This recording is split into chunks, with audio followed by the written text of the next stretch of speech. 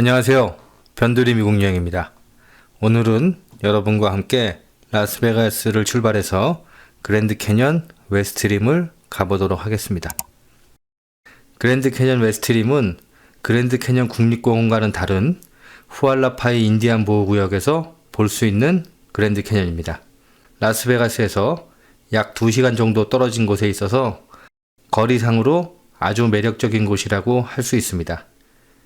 여러분들이 보시는 그랜드 캐년의 영상이나 사진들은 대부분 그랜드 캐년 국립공원, 즉 그랜드 캐년 사우스림에서 촬영된 것들이 대부분입니다. 반면 그랜드 캐년 웨스트림은 2007년 3월 그랜드 캐년 웨스트림 스카이워크 전망대가 오픈되면서 많은 사람들에게 알려지기 시작했습니다. 그랜드 캐년 웨스트림은 후알라파이 인디안 보호구역 안에 있으며 스카이워크 운영권과 공원의 운영권 모두 인디안들이 가지고 있습니다. 이 지역은 도로는 물론 관광객을 위한 인프라가 거의 개발되지 않아 있기 때문에 후알라파이 인디안들이 관광객 증대를 고심하던 중에 라스베가스의 중국계 미국인인 데이비드 진을 파트너로 맞이하여 그랜드 캐년 웨스트림이 활성화되기 시작했습니다. 데이비드 진은 몇 년 전에 돌아가셨고요. 그리고 그 뒤로 다른 중국계 회사가 대신 계약을 맡아서 운영을 하고 있습니다.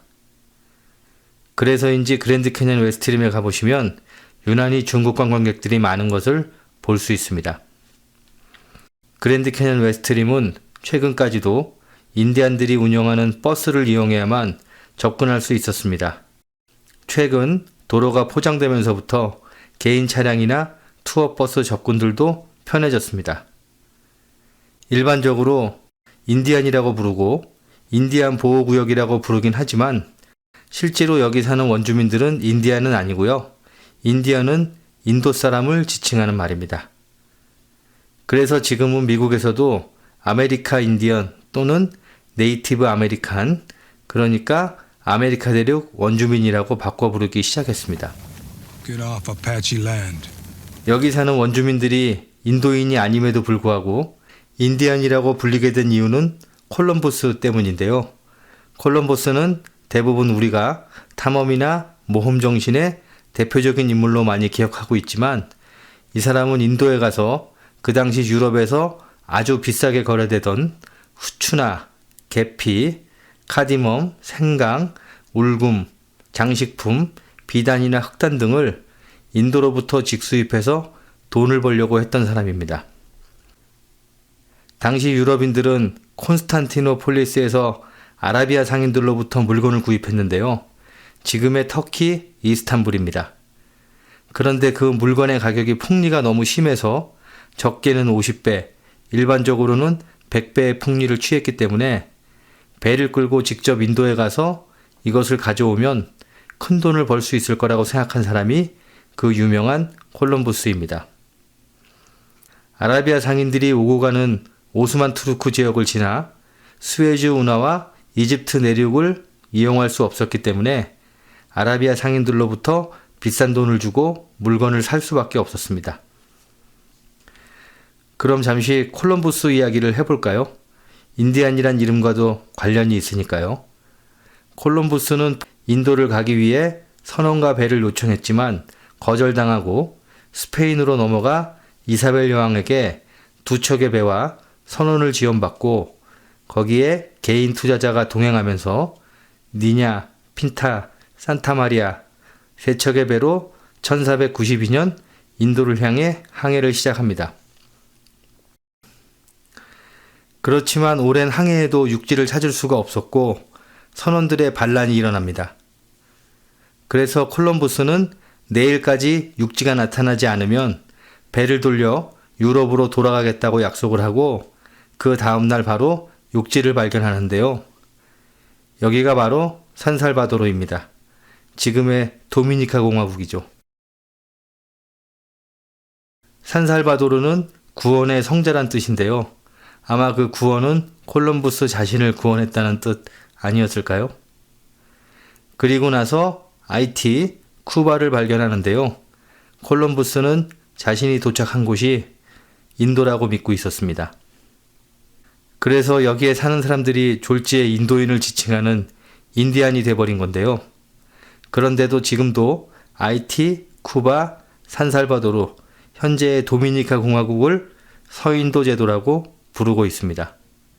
콜럼부스는 자신이 도착한 곳이 인도의 서쪽 어디쯤으로 알고 있었으니까요.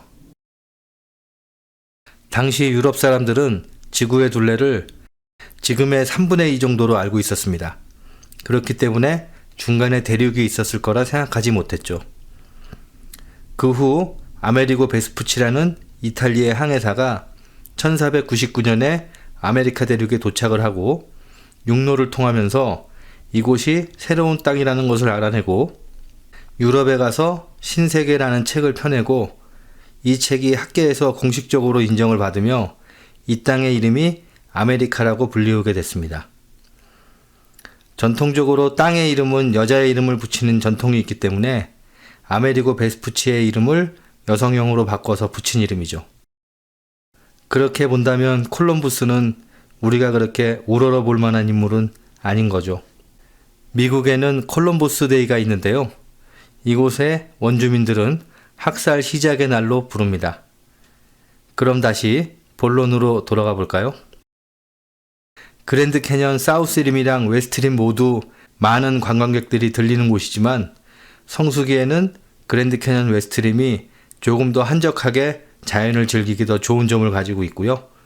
그랜드 캐년 사우스림보다 못할 게 없는 곳인데요. 여기는 국립공원이 아니기 때문에 사람들의 선호도가 조금 떨어지는 것 같습니다. 하지만 그랜드 캐년의 경치를 감상하는 데는 사우스림 못지않게 굉장히 좋은 곳 중 하나고요. 거의 비슷한 경치를 볼 수 있으면서도 가깝다는 게 큰 장점이 되겠습니다. 몇 가지 단점이 있다면 주변에 호텔이나 식당 등 시설이 거의 없고 입장료가 조금 비싸다는 게 단점이 되겠는데요.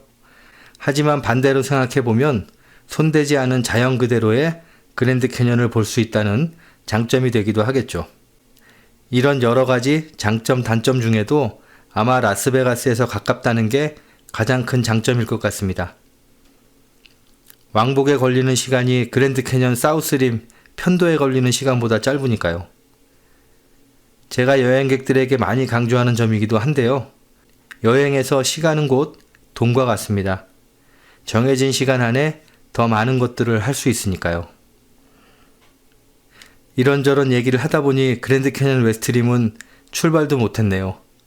하지만 아리조나나 유타 지역엔 인디안 보호구역이 많기 때문에 미리 한번 말씀드리는 게 좋을 것 같아서 인디안과 인디안 보호구역에 대해서 간단하게 말씀드렸습니다. 그럼 다음 편에는 본격적으로 그랜드 캐년 웨스트림 가는 길에 볼만한 후버댐과 그랜드 캐년 웨스트림을 본격적으로 다뤄보겠습니다.